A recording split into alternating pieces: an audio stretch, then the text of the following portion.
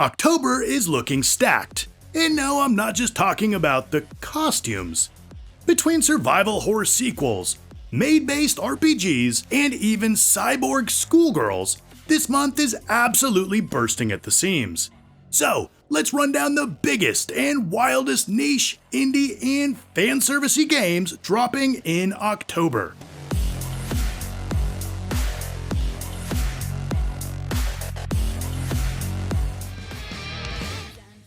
Leave it to D3 Publisher to give us exactly what we didn't know we needed: cyborg schoolgirls kicking ass and chewing bubblegum. And I'm all out of bubblegum. Set in a dystopian Japan, Full Metal Schoolgirl has you slashing and blasting your way up 100 procedurally shifting floors packed with baddies. Think Die Hard, but if John McClane was rocking a school uniform. The combat mixes high-speed gunplay with sword combat. Every floor reshuffles its layout in traps, perfect for that just one more run addiction. It's all about tearing down an exploitative megacorporation, so cathartic chaos ensues, gotta love it. Now, I have to address the elephant in the room. D3 published Onechanbara, and developer Yuke's worked on Earth Defense Force. They've said the combat combines elements from both games. If Full Metal Schoolgirl even brushes against the fun factor of those games, we'll be in for a good time. Ryoko and Akemi are cyborgs known as the Machine Girls. They had their bodies remodeled by Dr. Hakase, and well, long story short, they burst into maternal jobs to avenge their father.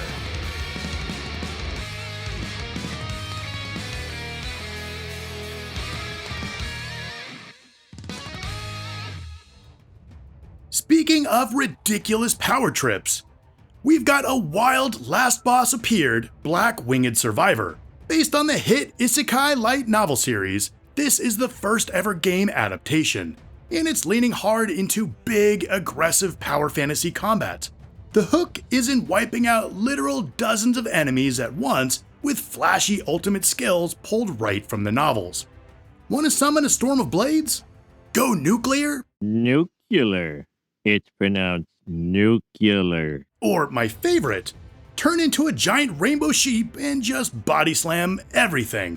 The story is completely original for the game, featuring a full voice cast and side episodes for every major character. So even hardcore fans will get something new while flexing those ridiculous power sets.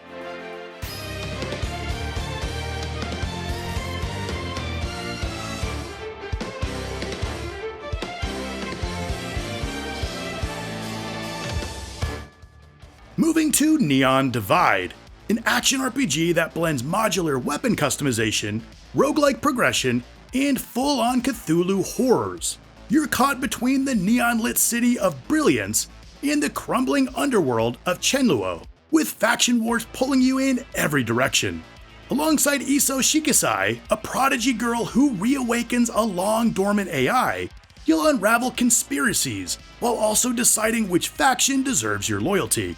Gameplay mixes fast-paced combat with build-your-own-mech weapons and randomized runs where no two builds are alike. I'm definitely digging the visuals. Sprawling, neon-drenched vistas, badass warriors, and the enemies, tentacle cults and hive mind monsters straight out of your eldritch nightmares. Uncover the hidden truths of these parallel worlds when the game drops on October 20th.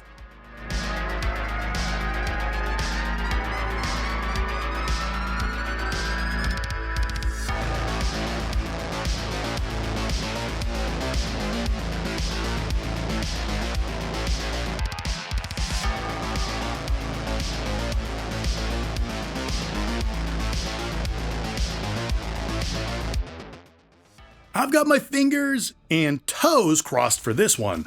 After years of development hell, the sequel to one of the most beloved cult RPGs is finally here with Vampire the Masquerade Bloodlines 2. You play as an elder vampire waking up in modern-day Seattle, a city already on the brink of supernatural civil war. Unlike the original game, where you started off as a weakling, here you're already terrifyingly strong, with vampiric powers like wall running, gliding, and disciplines depending on which clan you choose. But strength doesn't solve everything.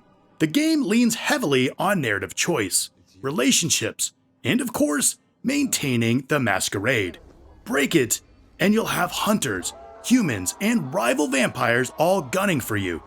Thankfully, the original announcement that 2 of the 6 factions would be paywalled has been reversed, so now there's no limits on playing how you want. Vampire the Masquerade Bloodlines 2 is immersive sim meets gothic noir, and if it delivers, this could be the redemption arc the franchise desperately needs.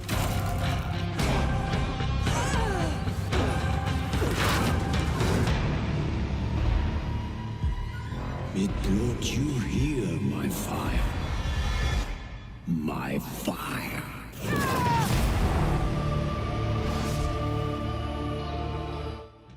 If your wish list isn't loaded yet, well, buckle up, because next is Maid of Salvation, and yes, it's exactly what it sounds like. A dark fantasy maid action RPG. Let's do this. You play as Shizuka, a maid of purgatory tasked with saving lost souls. You know, the usual. But naturally things spiral into twisted revelations about what salvation actually means. Gameplay is all about fluid, versatile combat that lets you juggle swords, guns, parries, chain combos, and surprise attacks in one seamless flow. Add in over 20 bosses, hidden rival maid duels, and a character skill board system, and you've got a surprisingly deep action game wrapped in gothic fanservice trimmings. Basically, it's when Bloodborne meets Devil May Cry in a maid cafe.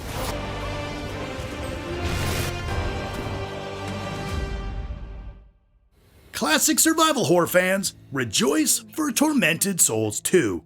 Caroline Walker is back for another round of old school controls, fixed cameras, and resource squeezing terror.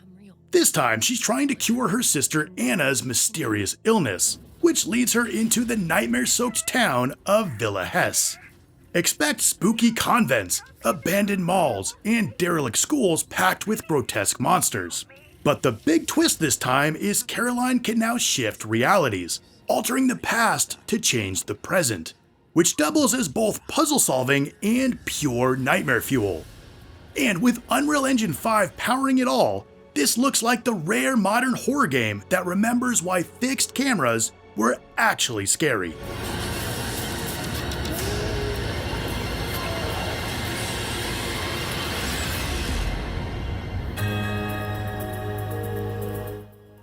Closing out this month is one that definitely earns a spot on the wish list. BioGoddess, Doomsday Begins is a third-person survival shooter set in a high school overrun by a biohazard outbreak. You play as a schoolgirl, of course, trying to survive, scavenge resources, and piece together the mystery of what really happened. The hook here is in the mix of horror and fan service. You'll be shooting, stabbing, and blasting all sorts of shambling undead in bloody, chunky combat, all the while you're collecting various school uniforms that grant unique combat skills. You know, like nunchuck skills, bow hunting skills, computer hacking skills. Between combat, exploration, puzzle solving, and upgrading both your weapons and character, this is shaping up to be a full package, developed almost entirely by one person, which is super impressive. It's dropping just in time for Halloween, and it looks like it's one to watch if you're into survival horror with a fan service twist. And if that's your jam, make sure you're subscribed since I have a series on fan service horror games all throughout October.